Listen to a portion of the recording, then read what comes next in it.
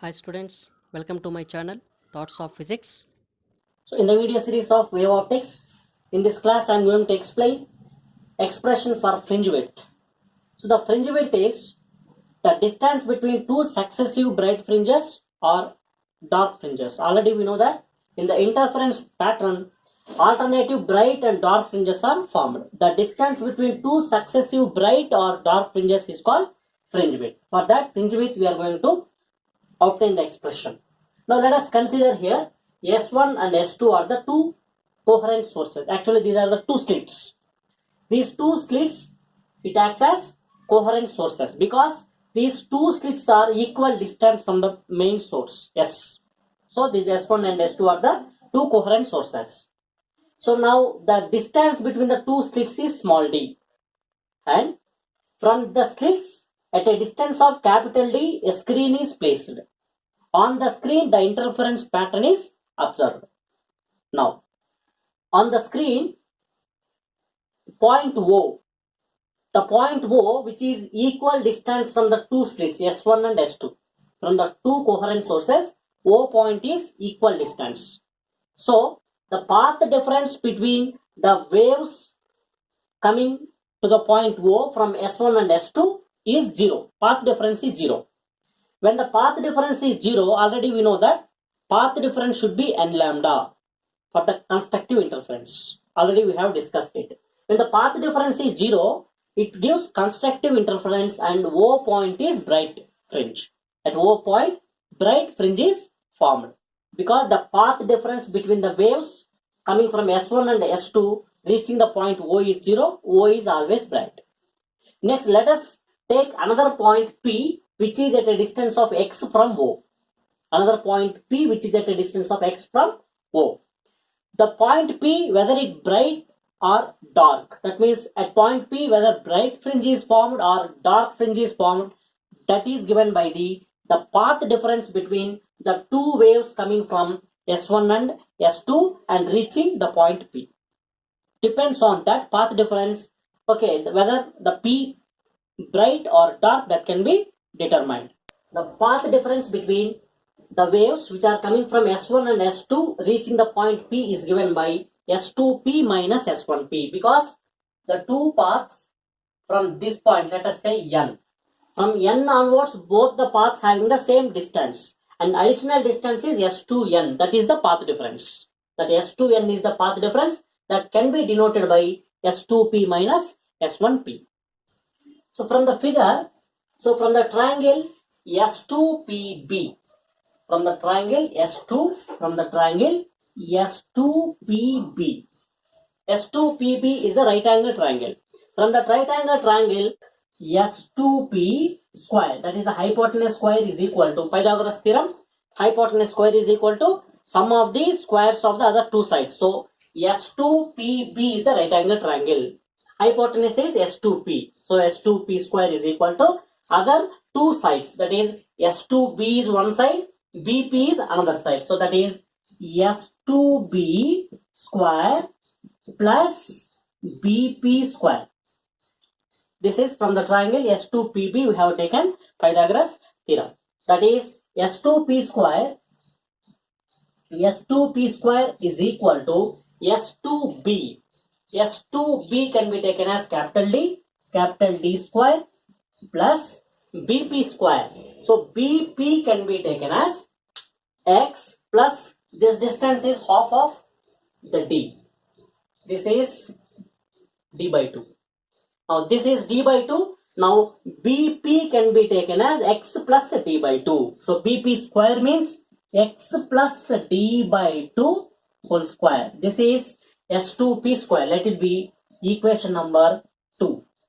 Now from the triangle S1PA, S1PA also right angle triangle. For that also you can apply Pythagoras theorem. That is hypotenuse for the triangle is S1P. That is S1P square is equal to the other sides S1A and AP. That is S1A square plus AP square. The triangle here we consider is S1 PA. This is a right angle triangle. Hypotenuse is S1P and other sides S1A and AP. So that S1P square is equal to S1A square plus AP square. Now let us substitute the values. S1P square is equal to S1A. S1A can be taken as D, so D square plus AP. AP can be taken as from OP is X and this distance is D by 2. That means AP can be taken as X minus D by 2. X minus D by 2 whole square. Let it be equation number 3. Now we got the values of S2P square and S1P square. Now let us do S2P square minus S1P square. Now we are subtracting the two equations. So S2P square minus S1P square gives S2P square means is equal to D square plus X plus D by 2. X plus D by 2 whole square. This is S2P square minus S1P square. S1P square from this D square plus X minus D by 2 whole square. We have substituted S2P square and S1P square from the equations. Now let us simplify that. That is equal to D square. It can be written as D square plus this is A plus B whole square. We can expand this according to the formula A square plus B square plus 2AB. If we expand this, A square means X square plus B square means D by 2 whole square, that is D square by 4 plus 2AB. Plus 2AB means 2 into A into B, 2 into X into D by 2. We have applied A plus B whole square formula minus. Now here for this D square plus this is X minus D by 2 whole square. It can be written as A minus B whole square. So A minus B whole square is A square plus B square minus 2AB. X square plus B square means D by 2 whole square, that can be written as D square by 4 minus 2AB, that is minus 2 into X into D by 2 minus 2AB. So that is equal to D square. Further simplification gives D square plus X square plus D square by 4. Here 2 get cancelled. It gives plus XD. Now let us multiply this minus for all the terms. It gives minus D square minus X square minus D square by 4. Here minus into minus plus again 2 cancel XD. Now let us cancel the similar terms. Here plus D square minus D square plus X square minus X square plus D square by 4 minus D square by 4 cancel. We left with XD plus XD, that is 2XD. So finally S2P square minus S1P square is equal to XD plus XD gives 2XD.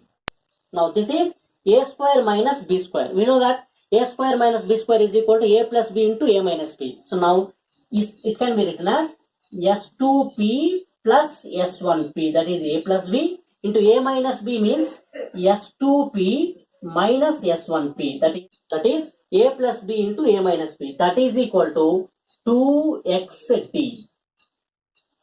Already we have defined that the path difference between the waves which are coming from S1 and S2 to P is S2P minus S1P. Already we have discussed that. S2P minus S1P. Here the path difference is S2P minus S1P. Now take this S2P plus S1P that side. Now the path difference already we know that S2P minus S1P. That is S2P minus S1P is equal to 2XD over S2P plus S1P. This is the path difference. As O and P are close to each other, compared to capital D, this is X is very small. We can consider S2P as capital D and S1P capital D. That means on an average, this S2P plus S1B can be taken as 2D. That is S2P minus S1P is equal to 2XD by 2D. So 2 cancel. Finally, the path difference S2P minus S1P is equal to XD by capital D. This is the path difference. Let it be equation number 4. Now, so now we have derived the expression for path difference. The path difference is XD by capital D. So already we know that the condition for constructive interference, so for the bright fringe, the condition for the bright fringe is equal to the path difference should be is equal to n lambda. Already we have discussed the conditions for constructive interference. So the path difference XD by capital D, that is the path difference, that should be is equal to n lambda for the constructive interference to form the bright fringe. That is the construction. So constructive interference means to form the bright fringe, the condition is path difference is equal to n lambda. Now from this formula you can say that x is equal to n into lambda capital D by small d. This is the formula for x, the expression for x. X is n into lambda capital D by d. Here the x is the distance of the nth bright fringe from the central maxima. Then the distance of nth bright fringe from the central maxima can be taken as xn. Xn is the distance of the nth bright fringe from the central maxima. Then xn can be written as n into lambda capital D by d. This is the distance of the nth bright fringe from the central maxima. Now similarly, let us write the expression for distance of the n plus 1th bright fringe from the central maxima. Now the distance of n plus 1th bright fringe from the central maxima can be written, that is xn plus 1, that is the distance of the n plus 1th bright fringe from the central maxima, that is equal to, in place of this here n, we can take n plus 1, that is n plus 1th bright fringe. So n plus 1 into lambda capital D by small d. This is the distance of n plus 1th bright fringe from the central maxima. This is the distance of nth bright fringe and this is the distance of n plus 1th bright fringe. Now we know that the fringe width is the distance between two successive bright or dark fringes. Any successive, that means n, after that n plus 1.